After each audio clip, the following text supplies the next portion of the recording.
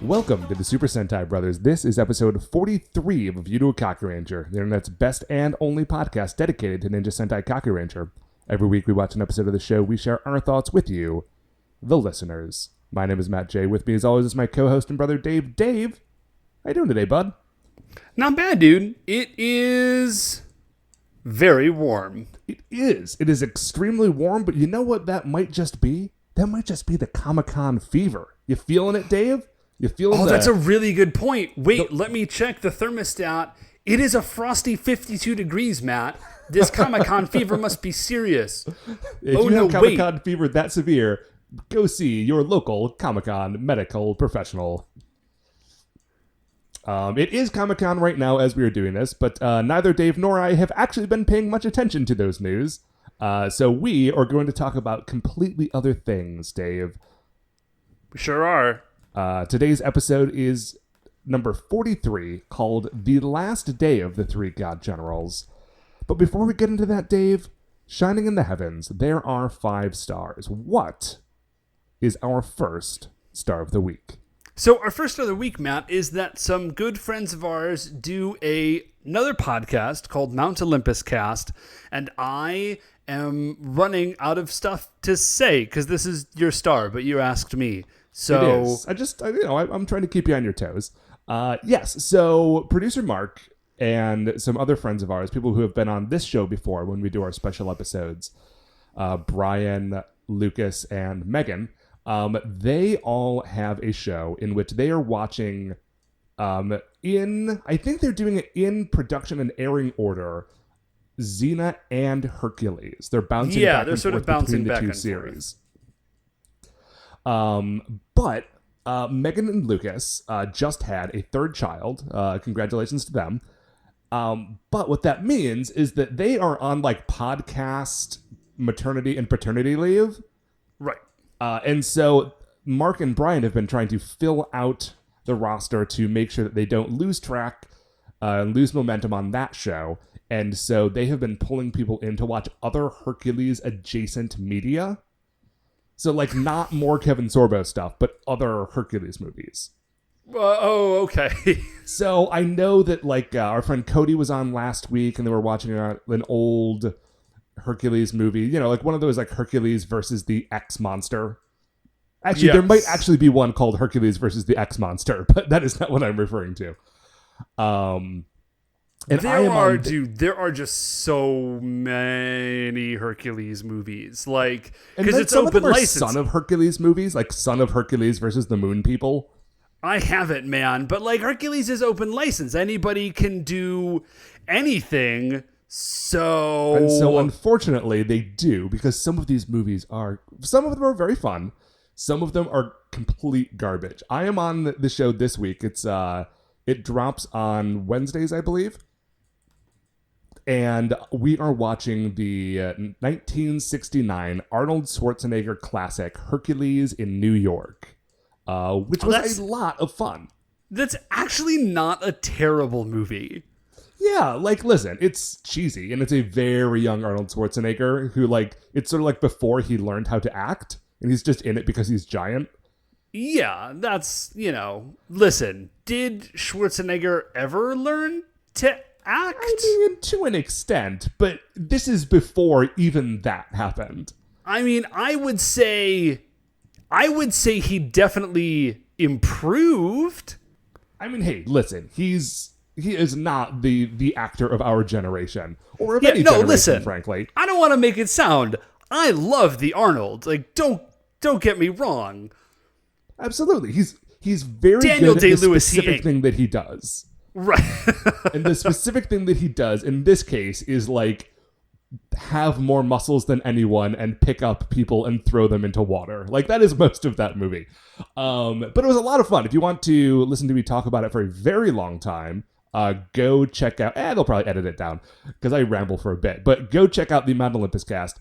By the way, the other movie that we nearly watched for that was the 2014 Asylum Films production Hercules Reborn, starring former WWE superstar John Morrison, aka current Lucha Underground professional wrestler Johnny Mundo. That sounds very, very bad. It's extremely bad. I watched the entire movie, like, hoping desperately for something fun to happen that we could joke about, and we just had to change gears entirely, because it is so bad that there is no... Like, you can't even make jokes from it. It's just a miserable, miserable movie. And it doesn't even do flips. John Morrison is great at jumping off things and doing flips. He does none of that in this movie. It's heartbreaking. Well, Hercules not really a flipper. You know what I'm saying? Well, I know, but you go to movie with the Herc you got, and I was hoping that they would really take advantage of that, but no. Sadly, no, Dave. But speaking of sad things, what is our second star of the week? So our second star of the week, Matt, is that I am working on some stuff for my house. And if you, Matt, because you're currently an apartment dweller, if you ever buy a house, you will discover something about houses, Matt. And that thing is that unless you buy a brand new house, 80% of everything that you have to repair in your house is fixing something that the previous numbskull did wrong. Okay, that makes a lot of sense. Yeah, I feel like on a long enough timeline, if you live in the house for a very long time, sometimes you are the previous numbskull. Yeah, it's so far I haven't done anything like real numbskully, but I'm sure like eventually I will do something that somebody else will be irritated with me about in the future. But so far I'm pretty good. So I get water in my garage, which is bad because I keep stuff in my garage. So I've decided I'm going to install this French drain, which is just like a V with, well, like a trench with gravel in it. And it's good for water drainage. I used to do landscaping. Anyways, so I go back behind my garage, and I knew that this was the case, that there were just some plants growing back there. And so I get my lawnmower out, I trim down all the plants, and I start digging. I clear all the stuff away, and I start digging, and I say, like, man, this is really nice. Like, this is really good dirt, which is dirt is dirt, right? But this isn't. This is like nice topsoil. No, I gotcha. Which is weird, because the rest of my yard is not nice topsoil. So I start digging down, and about 8 inches below this, there's just flagstones. Like big, flat flagstones that are level and which someone has clearly installed. Okay. And so what had happened, I surmise, is that somebody went behind the garage, saw that it was a spot that got some sun, looked at, and was like, oh, I should put a garden in here. Looked at all these flagstones and just said, nah, and just piled all the dirt on top of them. And so now, then after getting through all this other topsoil, I had to pull out these giant. Now I've got these flagstones, which I guess is cool.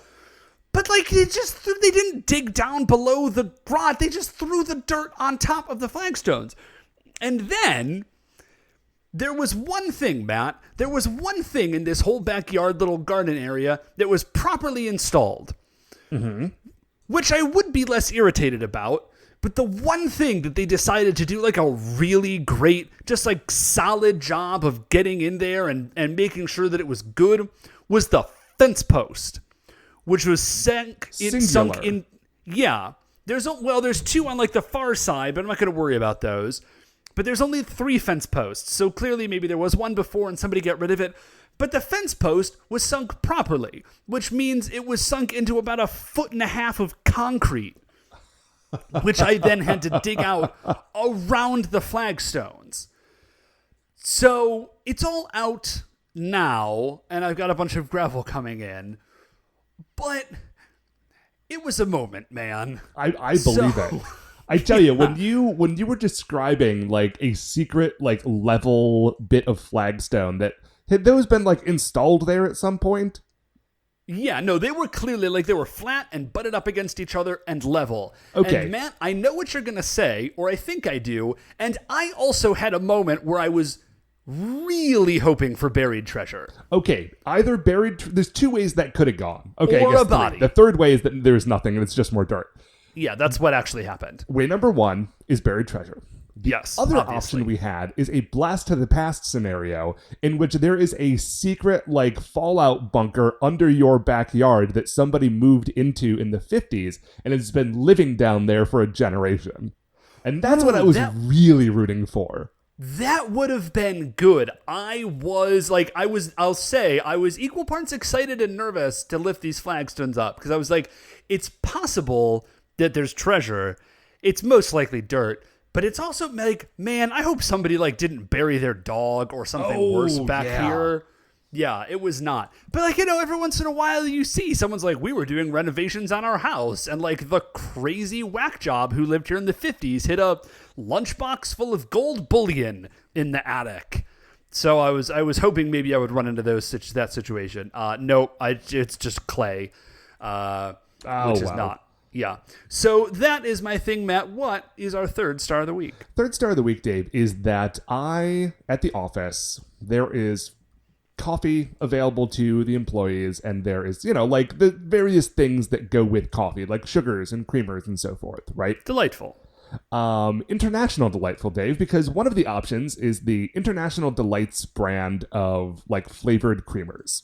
Yeah, those things are almost universally kind of gross, like overly sweet, but it's not great coffee to begin with, and so if you get used to the flavor of these weird things, like it's just sort of palatable. Part of your routine. It's great, palatable, awesome, and also because there's like your standard like vanilla or whatever flavors, but then also one of the bits there is that they rotate out seasonally a different flavor of these creamers. I don't know why they do this. I don't know like how much planning goes into it. I was gonna say, is this somebody's job? This is an HR person's project, like guaranteed.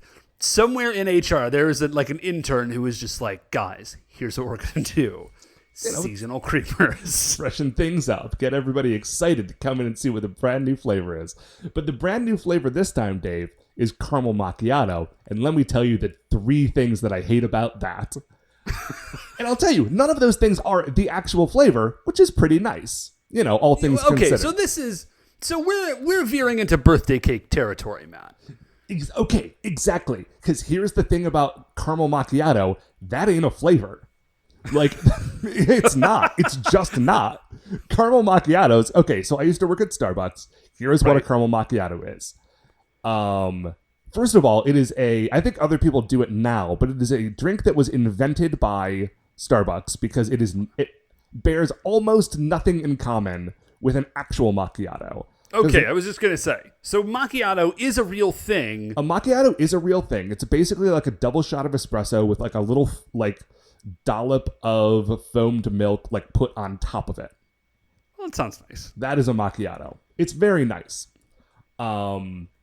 The caramel macchiato is like that in reverse. It's basically a vanilla latte that they build backwards. So instead of pouring the espresso in and then putting the milk on top of it, they put the milk in and the foam, and then they pour the espresso in on the top. Okay, I'm sure that does a thing, but... Well, and then they pour like this crisscross of caramel syrup on top of the foam on top of the espresso, right?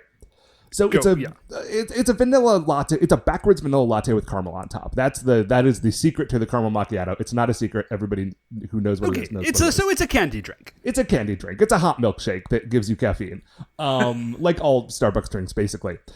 But it's just caramel and vanilla, which is fine. But like caramel macchiato is not a flavor. It is a style of drink, and that style of drink is exclusive to a particular company.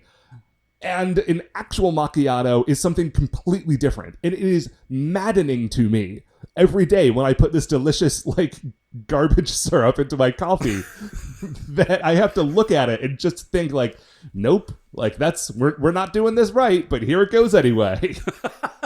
Matt, well, I'm glad that you have found your own birthday cake flavor because it's a unique feeling. And I'm glad that we can now share that, Matt. So, so what, Matt, is our fourth star of the week? The fourth star of the week, Dave, is that sometimes I wonder how deep we've gotten into actually living in a cyberpunk world, and that with it, me just kind of not noticing. Deep, Matt. Deep is the answer. Because the problem is that it's got a lot of like the structure of a fictional cyberpunk world, right? But it doesn't have the aesthetics, which is really what I want. Like, I don't actually want, like, the way that the world operates from a cyberpunk movie, but what I really want is for everything to look like Blade Runner, because that's a great look. Okay, well, Matt, I have just realized something. Okay. So, I mean, like, listen, fashion is cyclical. This is the thing. Like, the 90s are back, okay? The 90s are back in a big way. Yeah, fashion-wise. And I don't think the 80s are back yet. But we did the 70s, and we're doing the 90s.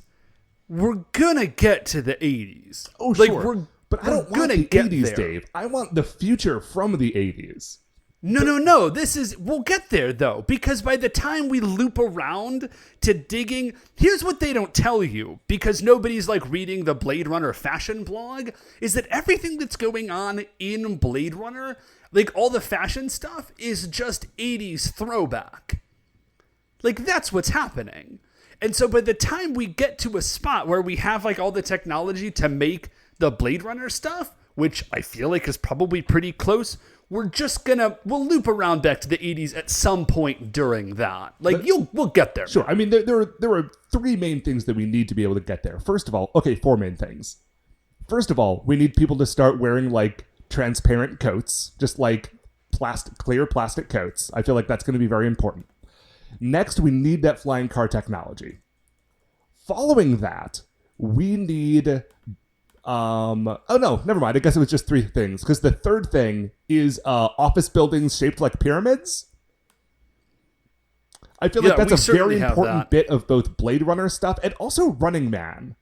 Anyway, the point of this is that the other day I was driving home from your place and I drove past the Cleveland Museum of Modern Art, which is kind of like shiny and weirdly like a geometric shaped building. And there are some like big digital display boards near it. And there were like 5 teens or early 20s people riding on these weirdly tricked out like bicycles that were covered in lights that were just like flashing and changing colors and so forth. And when I looked at it, I was like, oh, here it is. Here's the Blade Runner stuff I've been looking for. It's already here. It's just not in my neighborhood. I need to drive across town to see weird Blade Runner stuff. Well, Matt, listen, you can either drive across town to do weird Blade Runner stuff, or you can hop on the internet. Matt, pause for a moment. I have just sent you a link. You're welcome, friend. Okay, I am clicking on this link. Oh, here it is. Crystalline clear jacket. Yeah. $195? It's $195. It's made out of 100% clear, transparent PVC. Brashy, crystalline clear jacket. OMG, it's all out in the open, BB. Good gracious. Yeah, this is from I'm not even going to tell you what website it's from. You don't need to know that. But Matt, you can in fact probably find a tricked out bike and a clear plastic jacket. So there you go. Just got to go visit those shining office ziggurats of the future after that. Anyway, Dave, that's enough about Blade Runner. What is our fifth and final star of the week? Our fifth and final star of the week, Matt, is Baby Watch.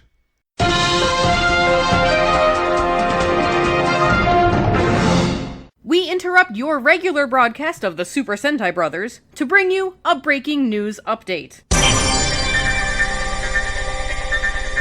Baby Watch. This week in Baby Watch, Matt, the sugar bean is crawling. This has been Baby Watch. Baby Watch. And with that, we are going to take a break. We are going to go watch this episode of Ninja Sentai Kakuranger, and we will be right back. Ninja! Okay, welcome back. So we have just finished watching episode number 43 of Ninja Sentai Kakuranger.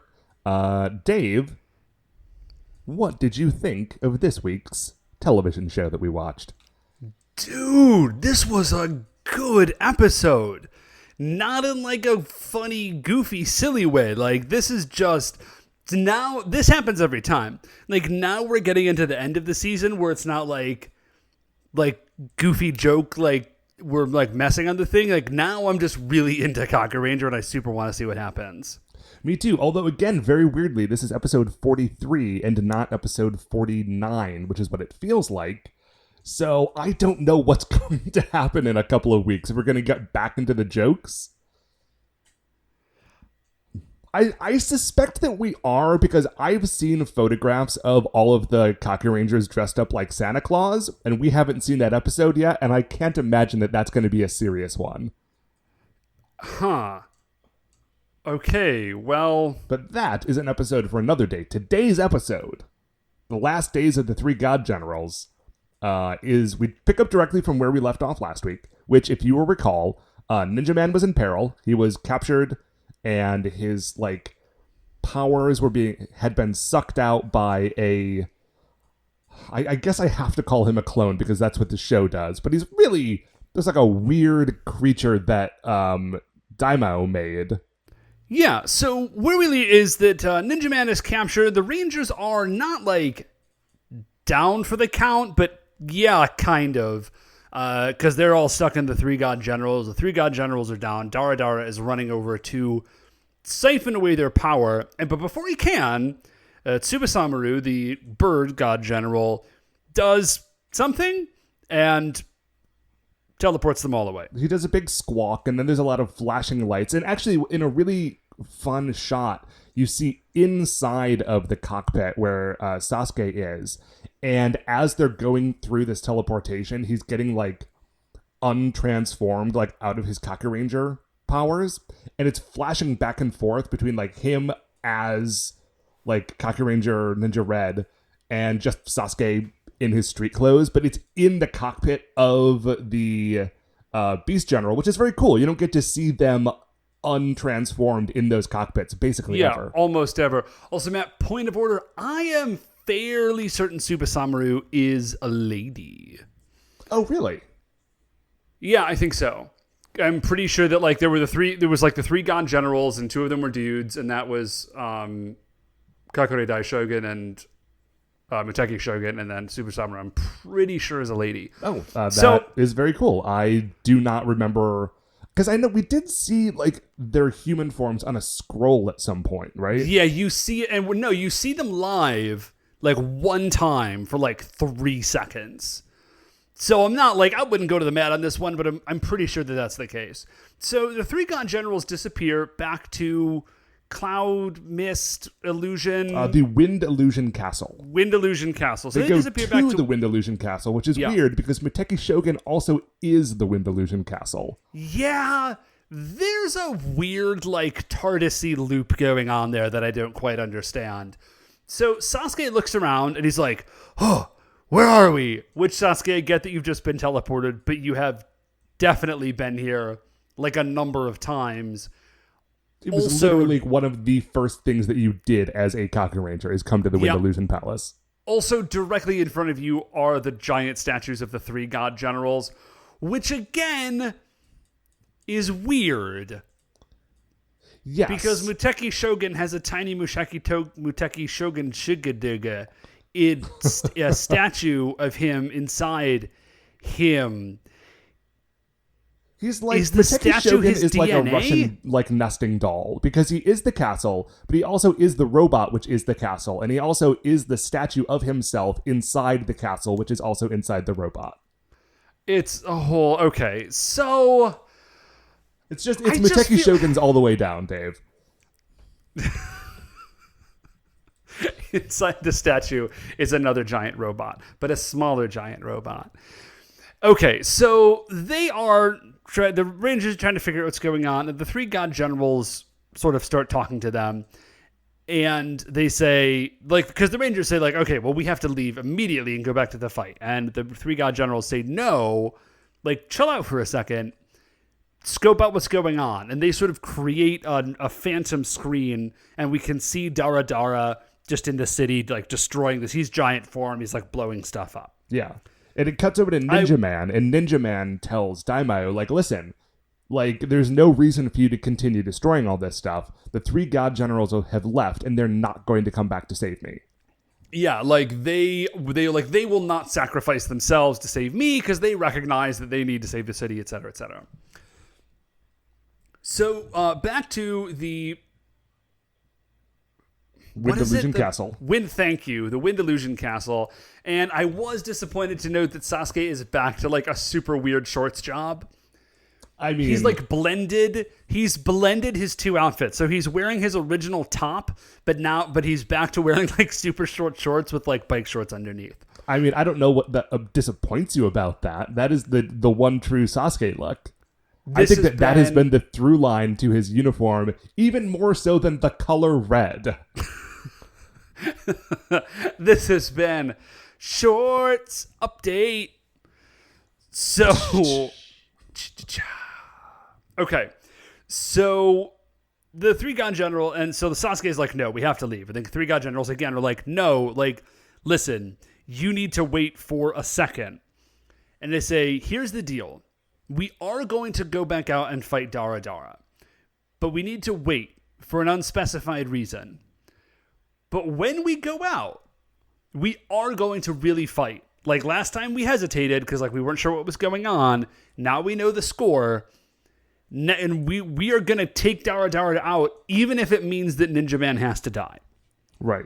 And I think that, like, they are saying that Daimyo knows this, and so he is going to retreat in a moment, because he knows that if he stays out there too long, the 3 god generals will come back to, destroy this man, or this monster. Yeah.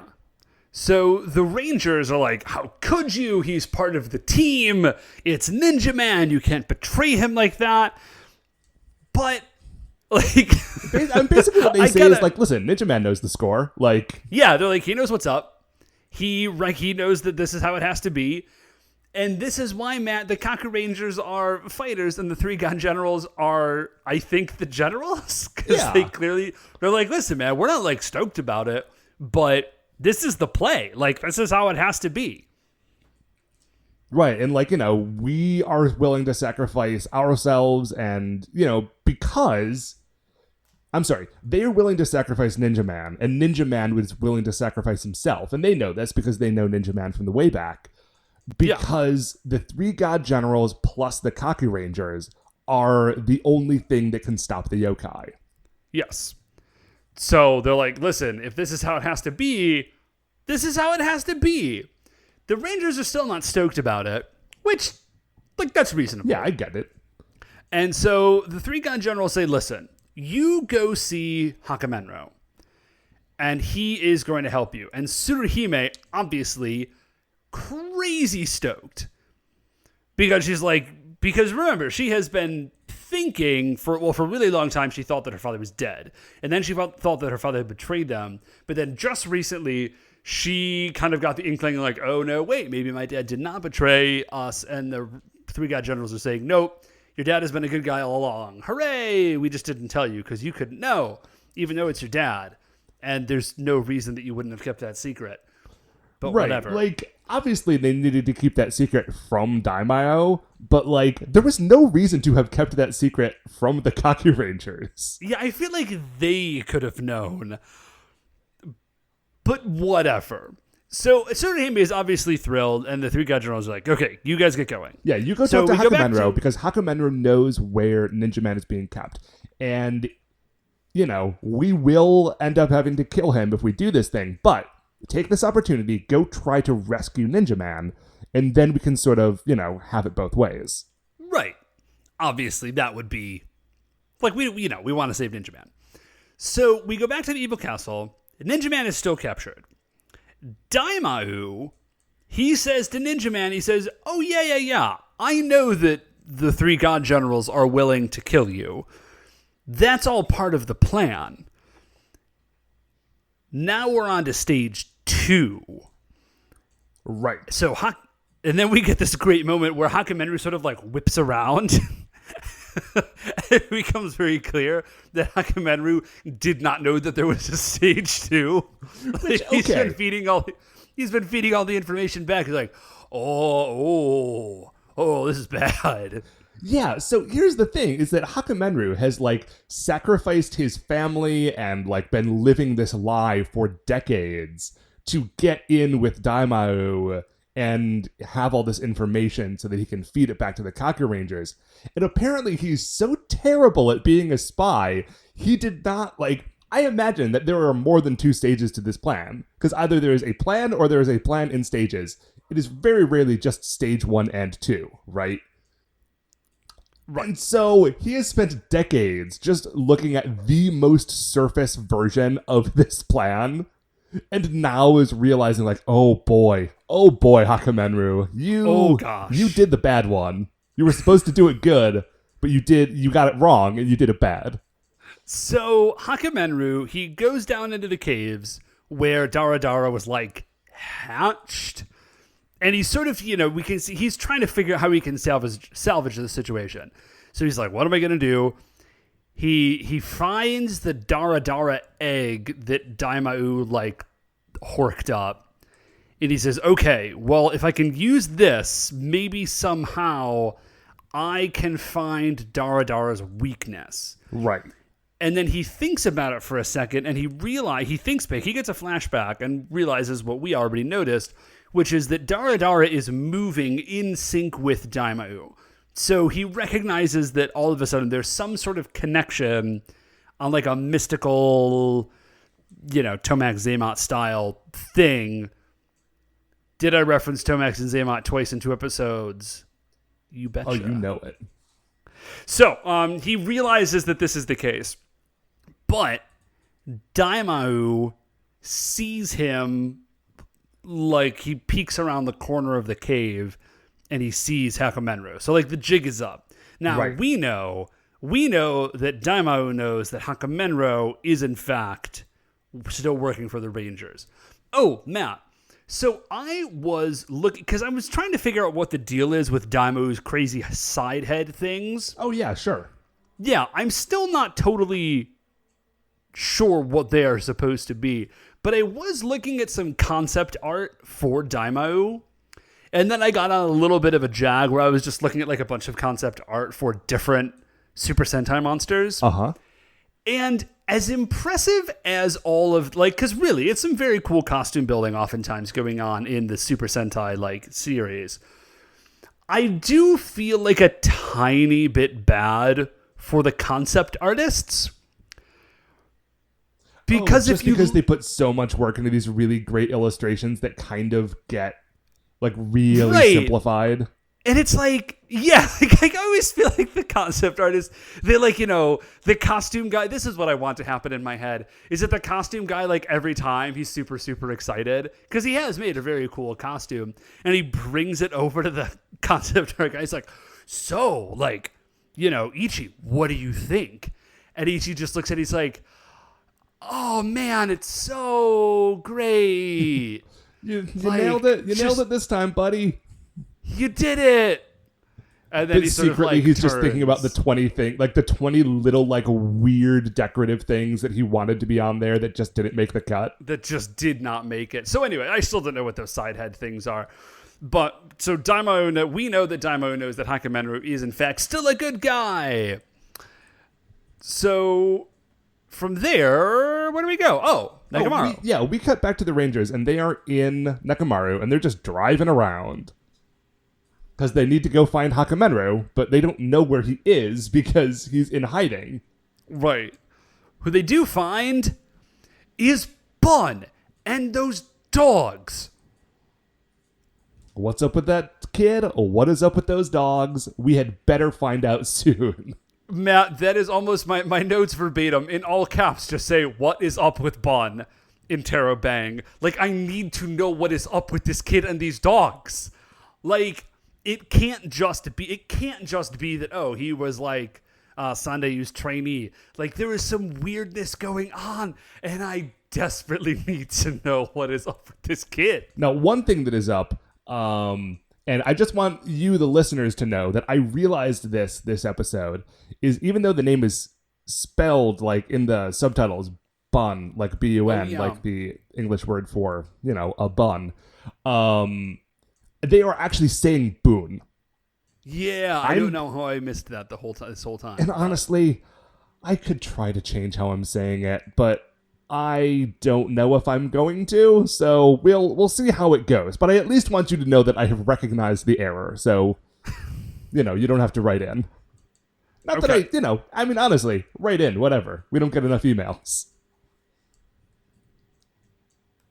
But, so they find this kid, they find his dogs, and they say, listen, we know that Hakumenru is good. And we know that you are working with him, so just tell us where to find him. Like, we need to go talk to this dude. It's cool. And he doesn't want to say, but eventually he, gives in and says, all right, well, there is this, meeting place in the woods where when we need to get in contact, this is where we find each other. So, Bun, he never says anything, but he takes them out to the woods, and they sort of, they arrive in this spot. And Tsuruhime says, oh my gosh, this is amazing. This is it. And she busts out of Nekomaru running because she wants to find her dad, obviously. She's super excited. We, the audience, see the flowery Kunoichi Gumi kind of ducked behind some trees, but they have remained hidden from the Rangers themselves. Well, for the most part, they have remained hidden. Sasuke kind of sees them out of the corner of his eye, and he whips around to go look at them, and as he does, they sort of hop, we the viewer see them hop back behind the tree out of his view. But Sasuke knows that something is up. He doesn't have a good feeling about this place. He's got a bad feeling, but that's about all he knows. So he goes chasing after Tsuruhime and the other Kakurangers and says, listen, I know that the plan was to come here and find Hakumenro, but, we need to bolt. This is a bad situation. Yeah, I'm not sure exactly what's up, but again, I have a very bad feeling about this. They do not listen to him, especially Tsuruhime. Just, does not, even acknowledge that this is an option. She's completely down on, Team Find Dad. Everything else can go hang. So they're running through this field, and Sasuke is chasing after Tsuruhime, and Tsuruhime is just calling out for her dad. And Hakumenru is there. He's up in a tree and looks down and sees them.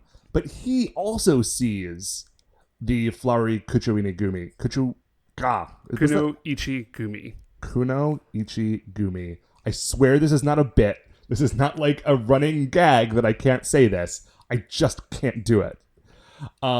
He sees them coming up behind the Kakurangers, and I have two things in my notes right here. One is that I mentioned that Hakumenru, he sees them coming, and he knows that they know that he's there. So in an effort to protect his cover, he begins to attack the Kakurangers.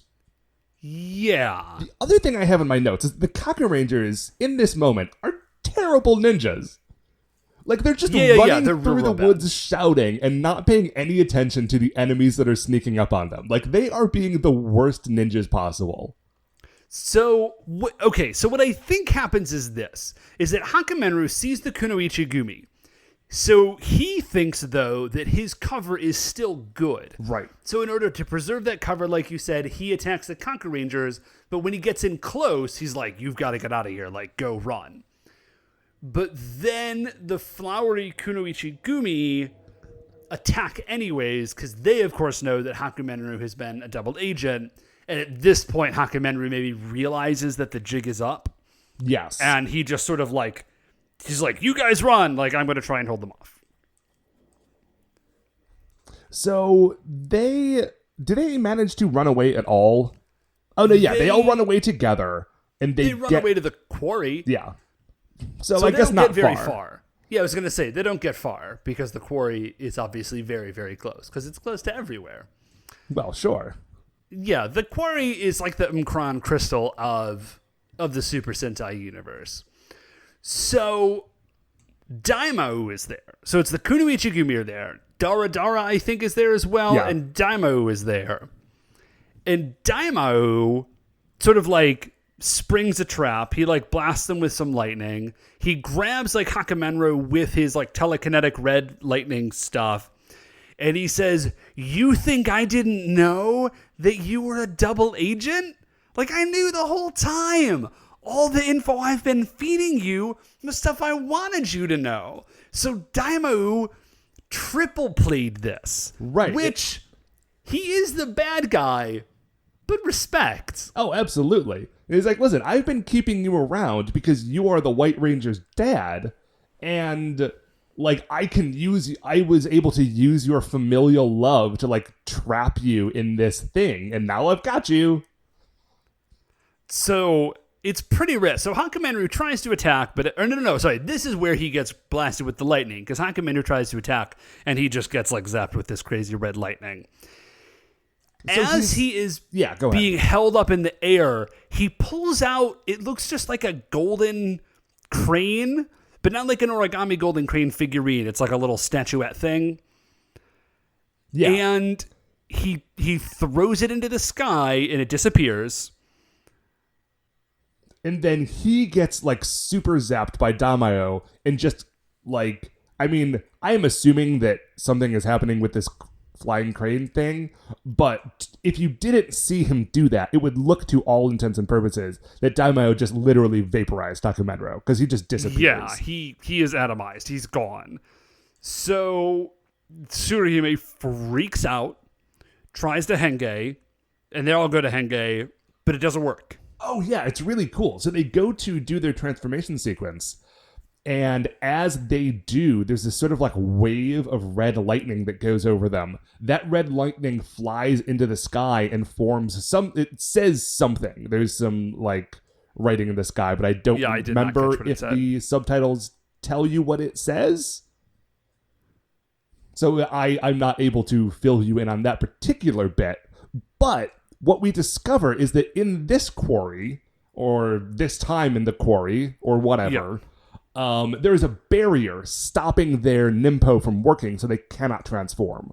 Yes. Unfortunately, it is only blocking the Kakuranger's Nimpo. Everyone else is fine. Yeah, everybody else is super, super cool, which is, bad. Not super, super cool. So they get into this fight. Oh, the Kakurangers, since they aren't able to super Henge, they just sort of like regular Henge and rip off their clothes and are wearing their ninja gear. Yeah. So this is not super great because the Kunoichigumi, again, their Ninpo works.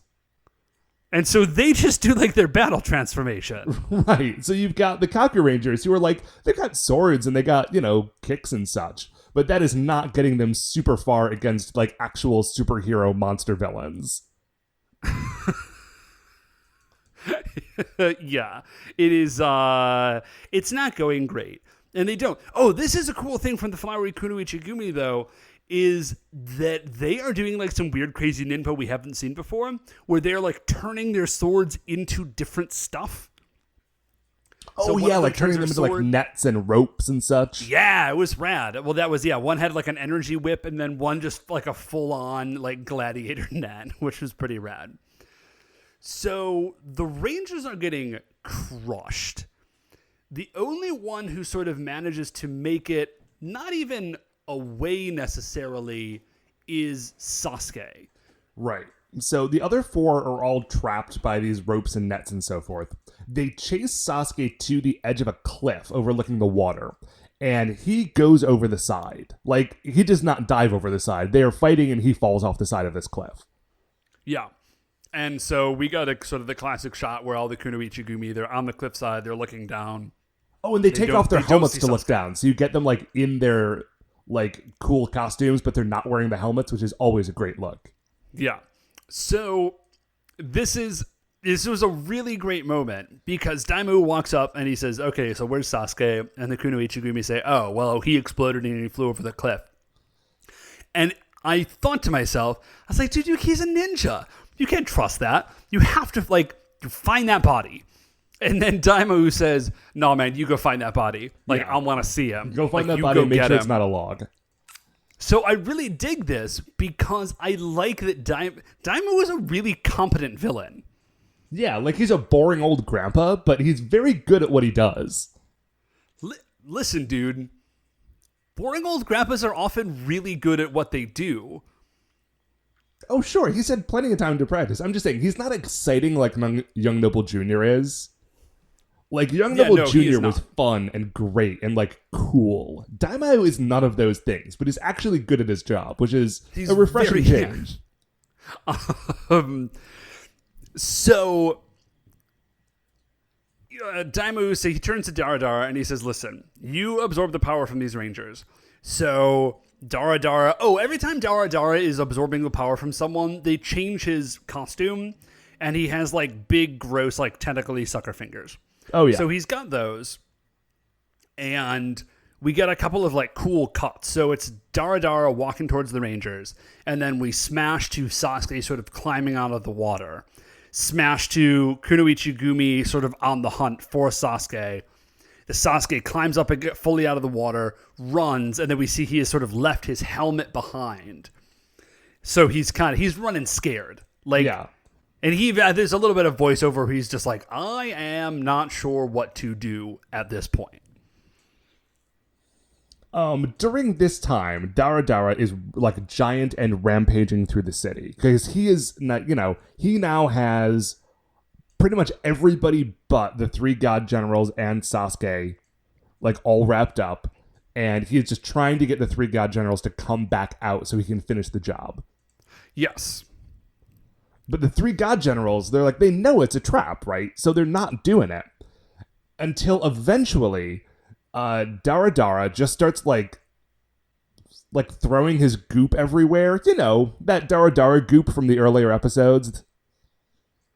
Yeah. And it gets all over people. But apparently, it is not just like slimy and terrible. It is also awful poison that like cuts off people's air supply and is going to kill them in a very painful way. Painfully and slowly, which is what they say. And so this, I think, finally is the thing where the 3 god generals are like, okay, like people are dying. Like, we didn't want to do this because doing this meant killing Ninja Man, but we've got to do it. We can't sacrifice all these people. Yeah. So the 3 god generals, like teleport out of themselves into the city in some weird, like, backwards way. But now they're all there, and it's all very exciting because they are going to crush Daradara. Too bad for Ninja Man, but, them's the breaks. Right. Unfortunately, in the meantime, before, Daradara sucked all of the power out of the 4 Kakurangers that he had captured. And so now he's he transforms again into this weird, like, his head is the 4 heads, like the 4 face masks of those Kakurangers all facing different directions. Like the, Dave, who is that monster from Die Ranger? The 4 Kings of Heaven. Yeah. It's very much that look. It's great. It looks really, really rad. So, and then what we also find out is that, so Daimao is sort of like narrating this whole thing. And he says, here's the deal. Now, because he's absorbed their power, he's also connected to them in the same way that he is connected to Ninja Man. So if you kill him, now you're also going to kill all 4 Rangers. Right. So now we're in trouble because we need the 3 Kings of Heaven. Or, I'm sorry, the 3 God Generals. But we also definitely do still need to have the Kakurangers. Yeah. So, Daimao does say one other thing, and he says, show us your full power. So, I feel like that's pretty good. That's pretty good chances that we're going to get, like, yet another, like, crazy super whatever. Like, combination? I hope so. Yeah, which I'm really looking forward to. We flash back, we see the Rangers, and the Rangers all basically yell out in turn, like, no, do it, like, kill Daradara, save these people. Like, if you need to sacrifice us, we get it. Right, and I think there's, like, a little flashback to earlier in the episode when they were talking about Ninja Man being willing to sacrifice himself. And they're like, oh, right, yeah, we get it, of course. Like, if you have to do it, do it. It sucks, but go for it. save the people. That's really the important thing. We get a very close shot on the three god generals. I am fairly certain that they just used the toys. I mean, like, I get wanting to have like nice clean lines for the close-ups, but they got close, and it just seems like they're definitely using the toys for the three god generals. Yeah. Although, I mean, I feel like they probably have to do that all the time with Super Samura, right? Because like it's not like you can put a person in like that a dude suit. in a suit. Yeah, you're totally right. I guess I never thought about it before. So we're getting some rad dramatic shots here, like, you know. Oh yeah, like there's some cool, like the angles on the camera are very good. Like this is a well shot scene, and I just want to. It's important to point that out because it doesn't happen all the time. Yeah, a lot of the time it's just kind of broad angles, but we're getting cool, like upward looking shots, and we're getting individual things. Yeah, like of the three god generals. It's like things are getting super, super intense. And again, it is weird that this is episode 43. We cut to the woods, and like Sasuke is running through the woods, still being chased. There's a red moon. Yeah. And then so we see it's like red moon, Sasuke running through the woods, Kunoichi Gumi chasing behind him. Back to the three god generals. Back to Dara. Back to Daimao laughing. We get a shot of the Rangers kind of looking on in horror. We see a quick shot of a fight between Sasuke and the Kunoichi Gumi, where like he's obviously just being like run down, like he is not going to win this fight. And then we see Dara back to Dara. He's on one side of the screen. The three god generals are on the other side of the screen, getting ready to square off. And then Daimau's face appears in the sky, and he just starts laughing. It's rad. It's amazing. And it is also, I will remind you, like 10 episodes from the end of this television show. Yeah. Oh, and it's the end of this episode. Oh, yeah. That's it. So that is the last day of the three god generals, which is weird because the three god generals are totally fine by the end of this episode. Matt, I feel like we knew that they were going to be fine. I mean, we've seen stuff get blown up in the past. In other shows. I mean, in other Sentai shows. I mean, yeah. Anyway, I just always feel betrayed when the, like, thing that is an obvious spoiler in the title turns out to not be true at all. Because I feel like that's just not playing fair. But in any case, that is the end of our episode. And there's nobody new to put on the Creature Royale this week because no new monsters died. Yeah. Dave, do you have any sort of final thoughts on the episode that you want to get out? Any high points, any low points? Man, I don't know. It was a super, super good episode. I'm really stoked that we are sort of in... This is one of my favorite zones of the storyline of any kind of given Sentai series, where it stops being quite so goofy and it starts being like super crazy and rad. Oh yeah, and we are definitely in that zone. Yeah, so that's really it. I'm really digging the show. It's a lot of fun. Right on. Well, there's a train going on outside my window, Dave. So let's wrap this up so that we don't have to listen to that on this recording for too much longer. That will do it for another episode of A View to a Kakuranger. Before we finish up here, I'd like to remind you all you can email the show at supersentaibrothers@gmail.com. If you want to get any updates on future episodes or check out the things that we're mentioning on Twitter, we are at Super Sentai Bros. If you like the show, and boy, I hope you do, please remember that shining in the iTunes reviews section, there are 5 stars. Rate, review, subscribe on there. That's what's going to help new people find the show. Super Sentai Brothers is a production of Retrograde Orbit Radio. To find any of the other great Retrograde Orbit Radio shows, including, as I mentioned at the top of the show, the episode that I guested on in the Mount Olympus cast, you can find all of that at retrogradeorbitradio.com. Once again, we are the Super Sentai Brothers. I'm Matt. I'm Dave. And we'll see you next week for the greatest show on Earth.